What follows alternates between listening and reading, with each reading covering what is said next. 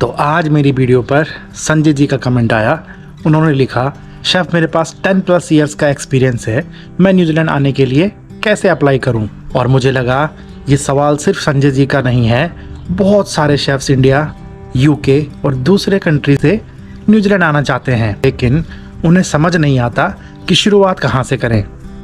तो आज मैं आपको सिंपल लैंग्वेज में बताऊंगा, अगर आप शेफ़ हैं और न्यूजीलैंड आना चाहते हैं तो सबसे पहला स्टेप क्या होना चाहिए। तो नमस्कार आप सभी लोगों को, मैं हूं सुमित और स्वागत है जी आपका एक और नए ब्लॉग में। चैनल पे नए हैं तो आपका दिल से स्वागत है, और जो लोग पहले से जुड़े हैं उनका जुड़ने के लिए बहुत बहुत शुक्रिया भाई। तो आज के ब्लॉग की शुरुआत हो रही है दोपहर के 2 बजे से। तो चलिए फिर वीडियो की शुरुआत भी करते हैं।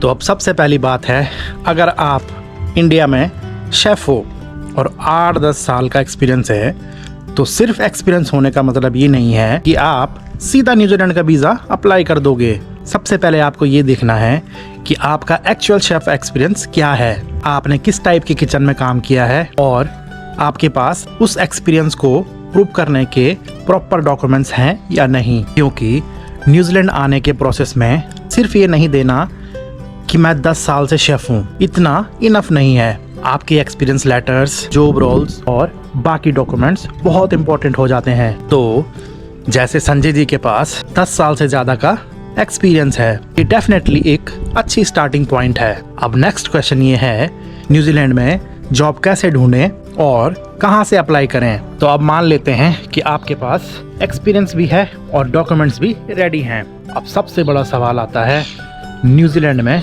शेफ़ की जॉब कहाँ से मिलेगी।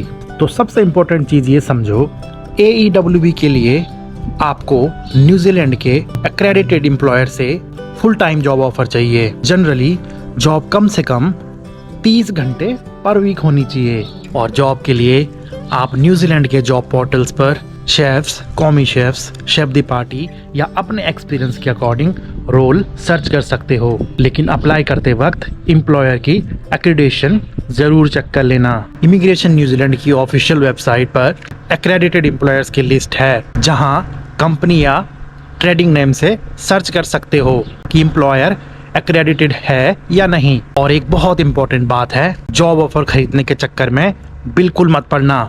इमिग्रेशन न्यूजीलैंड खुद वार्न करता है कि इंडिया और साउथ एशिया में fake job offers scam common हैं, और एम्प्लॉयर या एजेंट को जॉब ऑफर के बदले पैसा देना आपका AEWB एप्लीकेशन को डिक्लाइन करवा सकता है। तो सबसे पहला टारगेट वीज़ा नहीं, पहला टारगेट जेन्युइन एक्रेडिटेड एम्प्लॉयर से जेन्युइन जॉब ऑफर।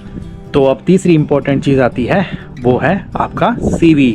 आपके पास चाहे 10-15 साल का एक्सपीरियंस हो, लेकिन अगर CV प्रॉपरली नहीं बनी है तो एम्प्लॉयर को पता ही नहीं चलेगा आप एक्चुअली कर क्या सकते हो। CV में सिर्फ 10 ईयर्स एक्सपीरियंस लिखने से काम नहीं चलेगा।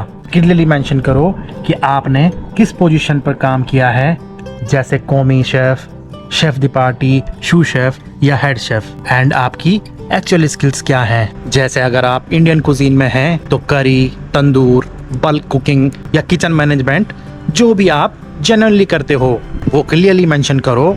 और अगर कॉन्टिनेंटल या मल्टी कुजीन का एक्सपीरियंस है वो भी ऐड करो। और एक चीज़ मैं पर्सनली सजेस्ट करूँगा, हर जगह सेम CV ब्लाइंडली मत भेजो। जॉब एडवर्टीजमेंट को देखो, एम्प्लॉयर को किस टाइप का शेफ चाहिए वो समझो, और उसके अकॉर्डिंग अपना रेलेवेंट स्किल्स CV में दिखाओ। इंडिया से अप्लाई कर रहे हो तो थोड़ा पेशेंस भी रखना पड़ेगा। 10 जगह अप्लाई करके रिस्पॉन्स नहीं आया तो ये मत सोचना कि न्यूजीलैंड में जॉब्स ही नहीं हैं, प्रॉपरली अप्लाई करते रहो। लेकिन अब मान लो एम्प्लॉयर इंटरेस्टेड हो गया और आपको जॉब ऑफर मिल गया, क्या उसके बाद वीज़ा पक्का है?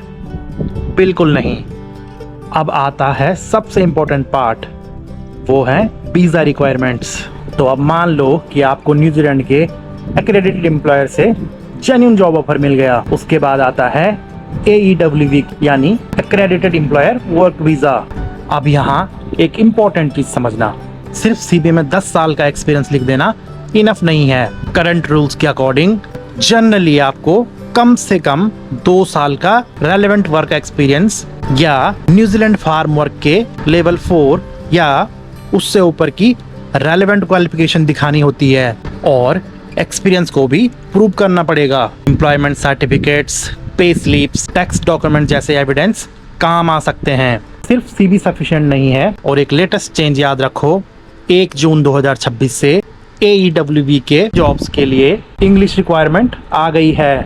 स्किल लेवल भी मैटर करेगा। इसलिए मैं यही कहूँगा, जॉब ऑफर मिलते ही एक्साइटेड होकर सीधा एप्लीकेशन मत डाल देना। पहले चेक करो कि जॉब और आपके डॉक्यूमेंट्स वीज़ा रिक्वायरमेंट्स को प्रॉपरली मैच कर रहे हैं या नहीं। अब वीज़ा मिल गया और आप न्यूजीलैंड आ गए, लेकिन शेफ़ के लिए लॉन्ग टर्म फ्यूचर और रेजिडेंस का क्या, ये भी समझना बहुत ज़रूरी है। तो भाई अभी मैं बहुत ज़्यादा बिजी हो गया था और मैं ब्लॉग नहीं कर पाया। आप लोगों को और ज़्यादा इन्फॉर्मेशन दूंगा, लेकिन बहुत ज़्यादा बिजी हो गया था। और भाई मैं पानी भी नहीं पी पाया, इसलिए अभी 2 मिनट का ब्रेक मिला है पानी पीने के लिए।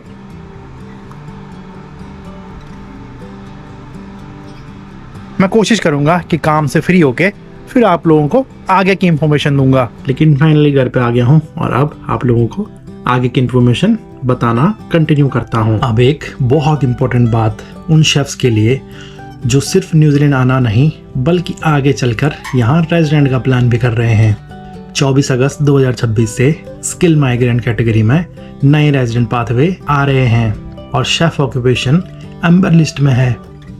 अब एम्बर लिस्ट सुन के ये मत सोचना कि शेफ बनकर न्यूजीलैंड आना बंद हो गया है, क्योंकि ये मेनली रेजिडेंट पाथवे की बात है, वर्क वीज़ा की बिल्कुल नहीं है।